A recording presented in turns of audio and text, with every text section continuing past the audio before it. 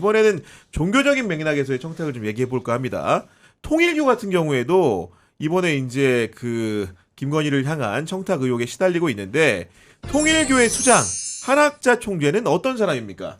예, 일단 뭐 한학자 총재는 문선명 배우자인데 그 문선명 사망 이후에 그 이대 총재로 활동 중이라고 합니다. 그래서 평안남도에서 태어났고 결혼한 나이가 17살이래요. 당시 이제 문선명 전 총재 나이는 40이고 그래서 문선명 전 총재는 재혼이고 근데 이제 둘이 결혼하게 된 거는 한학자 총재의 외할머니 어머니가 모두 통일교 신도였기 때문에 어렸을 그렇군요. 때부터 이제 통일교를 접했다고 하고 그래서 둘이 이제 결혼했을 때 이 1960년 4월 11일이랍니다. 그때 당시에 이제 이 결혼식을 성혼식이다. 그래서 뭐 참 아버지와 참 어머니가 탄생했다. 이렇게 강조를 한다고 합니다. 네, 그 통일교라는 게 아직도 뭐 생소한 분들도 있을 텐데 물론 이름은 유명하고 실제로 우리 사회에도 통일교가 운영하는 다양한 기업들이 있기 때문에 어떤 제품 이름을 들으면 이게 통일교였어 이런 경우도 있는데 통일교는 도대체 어떤 이념을 가진 종교단체인지 궁금해하는 분들도 있거든요. 기본적으로 이게 이제 기독교 쪽에서 이제 나온 뭐 신흥 종교라고 해야 되죠. 물론 이제 보수 이제 기독교 정통 기독교 쪽에서는 약간 이단이라고 생각하는 네. 건데 이게 아까 잠깐 그 한학수 총재 얘기를 했지만 이 한국이 이제 일제 강점기 시대 때 기독교에서 여러 이제 신흥 종교들이 나옵니다. 그래서 문성명 총재도 당시에 이제 그 신흥 종교 만들다가 거기서 다시 이탈해가지고 통일교를 세웠고 이 한학수 총재 어머니도 그 이탈할 때 같이 와가지고 인연이 돼가지고 이제 결혼까지 가는 경우가 있는데 통일교 아까 잠깐 말했던 것처럼 이제 이 문성명 한학자를 홀리 파더, 홀리 머더 발음되나요? 참아볼지 참어만기를 부르죠. 그래서 이제 이분을 중심으로 이제 이 가족처럼 이렇게 지내야 된다라는 네. 생각을 좀 하고 있는 것 같고 아까 통일교라는 게 기본적으로 이 평화 내지는 이제 방공 뭐 이런 쪽 그 문승명 총재 그 이력을 보면 기본적으로 이 평양 쪽에서 활동하다가 맞아요. 북한 정권 시절에 약간 잡혀서 노역됐다는 이야기도 있거든요. 그 물론 이제 그 이후로 이제 내려오지만 그래서 이제 전 세계에 뭐 한 100여 개 조직 정도 가지고 있고 이 자산이 한 뭐 수조 원 규모라는 이야기도 있는데 이게 정확히 이제 공개된 적은 없습니다. 그리고 이제 이 사실 통일교가 가장 이제 최근에 이제 논란이 됐던 게 일본에서 이제 아베 전 총리 맞아요. 피살 당할 때 그 살해했던 사람이 그 엄마가 자꾸 이 당시 일본 통일교에다가 이제 무리한 헌금을 내다가 이제 집안이 망가져가지고 이 아베 전 총리가 이 통일교 쪽에다가 이제 교세를 확대하는 데 지대한 영향을 끼쳤다고 보고 타겟으로 삼았다. 그래서 이제 논란이 됐고 통일교가 일본에서는 또 보면 이제 뭐 무리하게 이제 뭐 항아리 같은 거 팔아가지고 이제 이 돈을 그러니까 헌금을 모으고 이래가지고 이게 일본에서 되게 사회 문제가 됐거든요. 지금도 물론 이제 이 법원이 해산 명령을 1심에서 내렸기 네. 때문에 지금 어떻게 될지는 좀 지켜봐야 되긴 하겠는데요. 그 한학자 총재 같은 경우에는 어떻게 보면 다산의 상징이라는 말이 있을 정도로 많은 자녀를 두고 있는데 그 자녀와 그 한학자 총재 사이에서도 분쟁도 있고 뭔가 복잡한 일들이 좀 많았던 것 같아요. 그렇죠. 이제 문성명 총재 그 2012년에 별세한 분하고 이제 한학자 사이에 이 칠남 칠녀가 있었는데 그 한 명은 그 여자애나 일찍 죽고 이제 실제로 이제 장성한 사람들은 칠남 육녀죠. 그런데 이제 장남과 차남도 이미 이제 사망을 했습니다. 그래서 이제 사실은 장남이 어떻게 보면 이 뭐 물려받아야 될 것 같은데 일찌감치 죽어가지고 사실상 이 삼남인 현진 씨라는 분이 이제 장남 역할을 하게 되는데 그 어느 순간 이분이 후계 구도에서 밀려요. 그러면서 이제 그랬군요. 이 재산권 소송을 걸면서 이제 왕자의 난이 이제 펼쳐져가지고 당시 2011년도인가요? 그 언론에도 보도가 많이 되고 통상 이 통일교 기사 보도라는 게 사실 별로 없었는데 그때 원체 이게 유명했기 때문에 통일교 관련 보도가 났고 그런데 이제 이 문성민 총재가 별세하기 전이니까 이게 이 정리가 좀 다시 됩니다. 그래서 이제 사업 쪽 후계자는 사남인 국진 씨한테 갔고 종교 쪽 후계자는 칠남 행진 씨로 됐는데 그 뒤에 이제 2012년에 문 총재가 별세를 하잖아요. 그 뒤에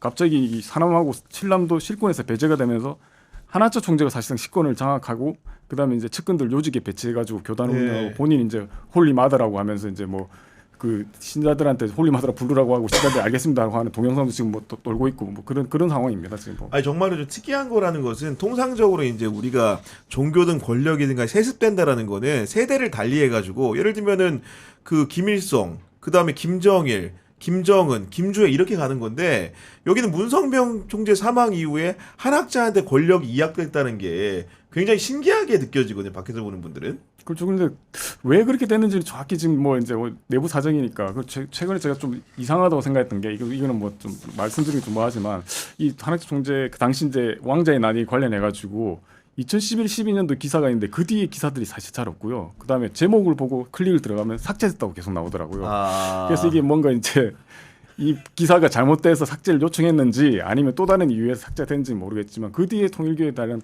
이 기사들이 없는 거는 제가 되게 좀 의아하게 생각을 하고 있습니다. 지금 보면. 네. 근데 이게 좀 특이한 게 지금 청탁 구조를 우리가 지금 다 언론 지상을 통해서 알고 있는데 좀 정리를 좀 해드리면은 이렇습니다. 김건희 밑에 수행원으로 건진법사가 있는 거죠. 그리고 홀리마다 한학자 밑에 윤영호라는 사람이 있는 겁니다. 윤영호랑 건진법사가 만나가지고 여러 가지 청탁이라든가 물품을 주고받는 관계를 의심을 받고 있고 특검 같은 경우에는 뭐 목걸이도 줬고 백도 줬다라는 걸 지금 인정하고 있는 상황이기 때문에 금품 수수 과액도 8천만 원이 넘는 상황인데 결국은 보면은 그 양대 세력의 최고의 그 높은 존엄이라고 할 수 있는 높은 지위에 있는 분들은 모습을 안 드러내고 뭔가 두 분이서 이렇게 주고받은 행태가 나타나는 게 굉장히 김건희의 처신도 약간 종교적인 부분이 없지 않은가라는 느낌을 좀 받게 되는 것도 있어요. 김건희가 종교라면은 윤석열한테는 김건희가 종교겠죠. 네.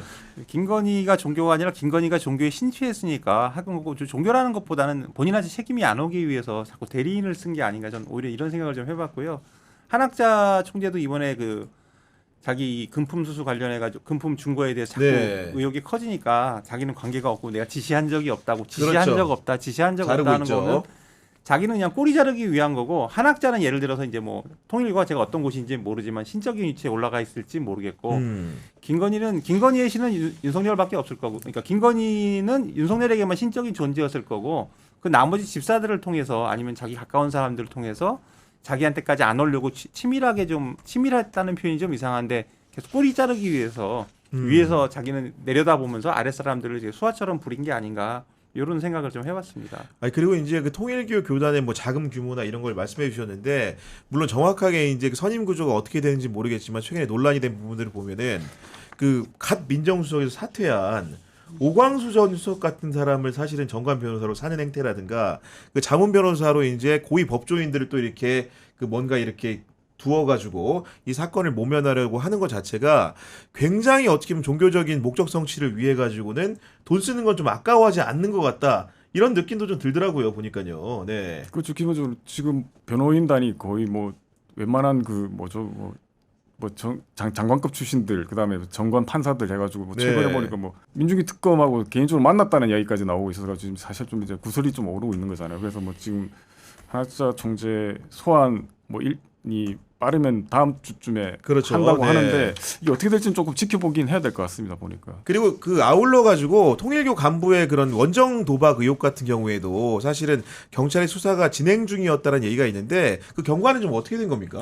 그 이게 권성동 의원하고 또 연관이 되는데요. 이제 보도가 이미 나왔으니까 실명으로 그 권성동 의원이 2002년 10월 3일쯤에 그 우리가 지금 얘기하는 윤 전 본부장한테 한학자 총재님이 카지노 하시냐. 그래서 경찰 쪽 지라시인데 통일교 한학자 총재, 통일교 임원들이 불법으로 그 통일교 재단 지원 자금을 반출해서 라스베이거스에서 도박을 했다. 그래서 이제 경찰 조사가 진행되고 있다. 이렇게 연락을 했다는 겁니다. 그래서 사전에 좀 귀뜸해졌다는 건데요. 이거 뭐 계속 보도가 나오니까 좀 확인을 하고 만약에 이게 맞다면 권 의원은 정말 빼도 박도 못하는 그런 상황이 될 것 아닌가 이런 생각이 좀 들었고 지금 사실은 상대 특검 수사가 진행 중인데 제가 이제 개인적 기자 생활로 관찰하기에도 굉장히 어려운 수사를 벌이고 있는 것이 종교에 대한 수사입니다. 지금 이제 김건희 특검 같은 경우에는 통일교를 상대로 포문을 열었고 그리고 이제 그 최혜병 특검 같은 경우에는 기독교를 상대로 포문을 연 상황인데 과연 그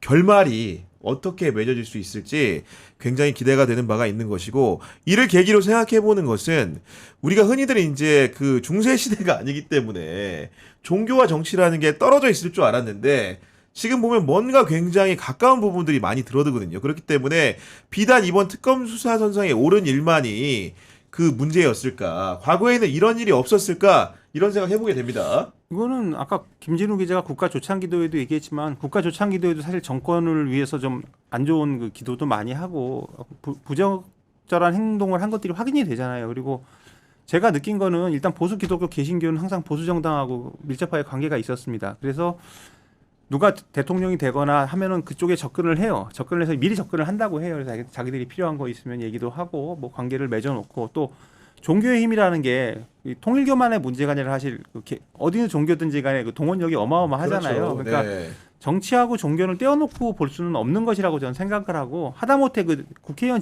선거에서도 어떤 의원이 졌다 이겼다 하면은 제가 이런 얘기도 들었었어요. 옛날에 지금 즉흥적으로 생각나는 건데 모 의원이 선거에서 졌어요. 아주 아쉽게 졌어. 근데 마지막에 교회가 들어섰다. 야, 이런 얘기를 하더라고요. 그 판세가 바뀐 데 대해서. 그리고 지난해에 제가 지지난해가 말씀드렸는데 맞아요.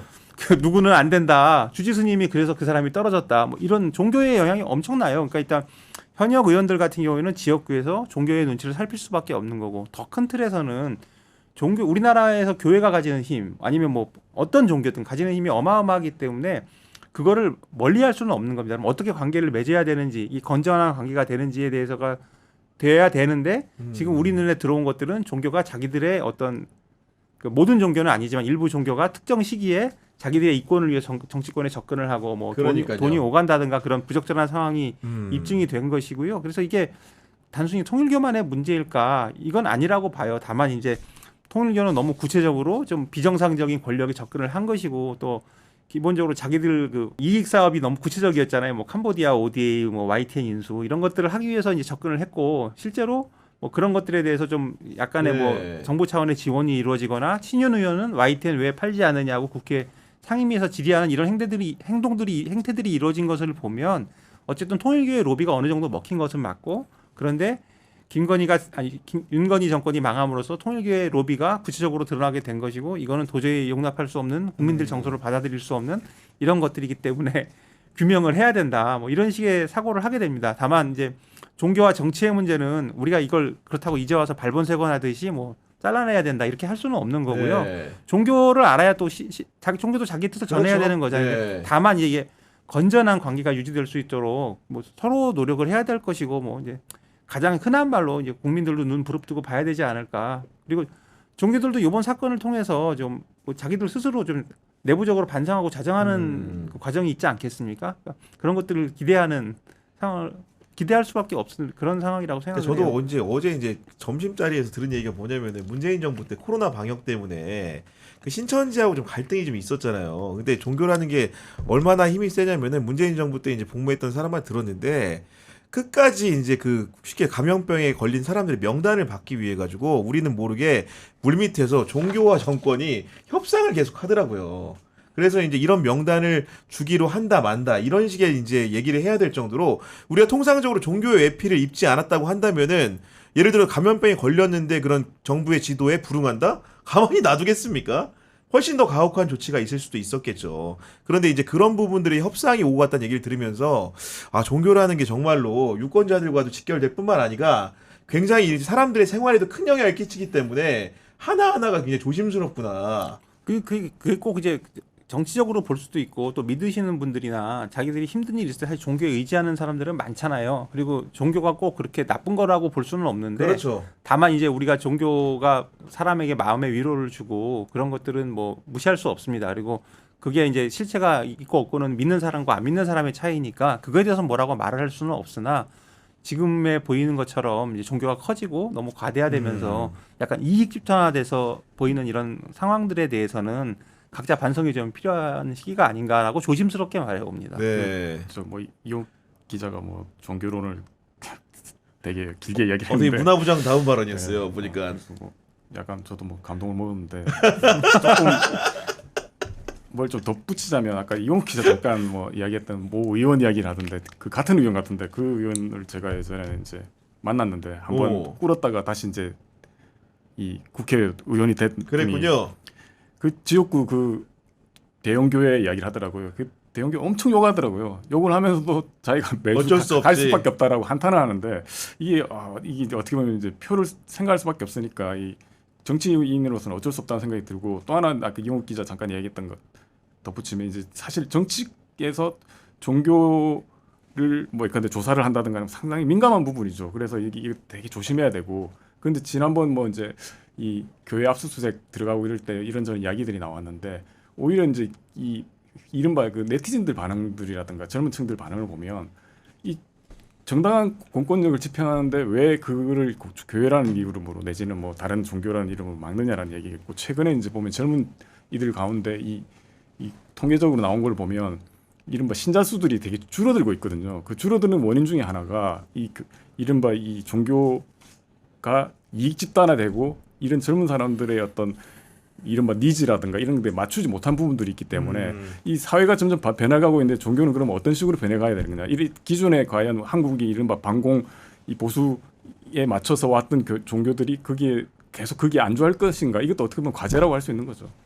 제가 하나 이것만 안 하려고 그랬는데 통일교 말씀을 하시니까 네. 제가 이제 은평구에 있는 서울 은평구에 있는 뭐 고등학교를 나왔는데 저희는 이제 그 전에는 제가 고등학교를 나오기 전에는 뭐 특목고는 이런 거 없었습니다. 네. 예, 그런데 저희 고등학교가 재단이 없었어요. 그래서 되게 안 좋은 상황이었는데 제가 고등학교 2학년 때 통일교가 재단으로 옵니다. 아 진짜요? 네, 그래가지고 제가 그때 처음 접했어요. 그래서 당시에 이제 학교 이사장이 되실 분이 와가지고 학생들을 조에 그 세워놓고 운동장에 딱 기억나는 말 한마디밖에 없어요. 위대하신 문성명 뭐 목사께서인가 그런 말을 했고요. 당시 지금 기억나는 장면들이 이런 거예요. 이제 선생님들 되게 괜찮은, 지금도 기억나는데 국사 선생님이 계셨는데 이 선생님이 되게 독실한 기독교 신자라 학교를 떠나신 거예요. 다른 학교로 가셨어요. 그랬구나. 그리고 또 어떤 선생님은 믿기로 하고 개종을 하기라고 차를 받았다더라. 뭐 이런 얘기들이 비일비재하게 들었었어요. 그래서 그래요? 그때 받은 입장은 뭐 제가 이제 종교에 대해서 뭐라고 말씀드릴 수 있는 건 아니고 훌륭한 선생님이 하나 가셨다. 이제 그리고 제가 또 하나 기억나는 게 저희 고등학교 2학년 담임 선생님도 역시 독실한 기독교 신자셨는데요. 저희 학교가 그때 이제 남녀 공학인데 야간 상고가 있었어요. 여상. 근데 그쪽으로 좌천이 되신 거예요. 그거는 팩트입니다. 그래서 저희가 되게 존경하는 선생님이었거든요. 네. 그래서 고3 때 찾아간 적도 있어요. 선생님 보러 애들이 집단으로. 근데 이제 기독교 신자라서 글로 가셨어요. 야. 그래서 그걸 기억하면서 아니, 종교가 뭔가 한번 생각을 하게 됐죠. 그래서 오늘 이 얘기는 안 하려고 했는데 통일교 하니까 사실 네. 저는 그 개인적인 경험이 있어요. 그래서 그때 보고 나서 뭐 제가 좋아하는 선생님이 저기 가 계시는데 하는 좀 그런 씁쓸한 마음이 좀 들었었죠. 네. 그리고 더 재앙이었던 건 그 국사 선생님이 되게 훌륭한 선생님이었는데 다른 분이 오셨거든요. 근데 그 선생님이 좀 수업을 좀 많이 등한시하셔가지고 그랬던 경험이 있습니다. 알겠습니다.